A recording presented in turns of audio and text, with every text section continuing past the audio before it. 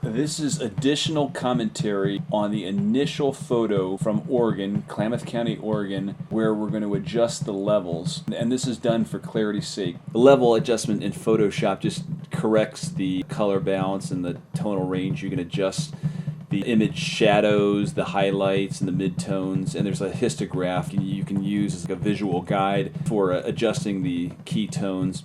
So what you can see here is there's a lot of contrast in the image, and you can see detail that you couldn't see before. And the first thing to note is that you can't see any facial features. The head's kind of tucked down. The trapezius development looks like it's really built up, and heavy neck. This one looks just like a blob. There's others in the series. This by itself just looks like a blob, but you'll see more and you get a better sense of it.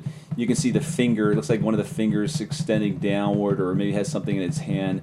It's hard to see, but this just gives you a little bit more than what we had in the photo before it was altered in Photoshop by boosting up the contrast somewhat. Thick legs, big, thick body, front to back. You can see some of the musculature in there, but you got to kind of read into it a bit. It's too bad you don't see any face detail. The arms definitely look long, look longer than the Oklahoma Bigfoot. It definitely does not appear to be a gorilla, but it's kind of gorilla-like.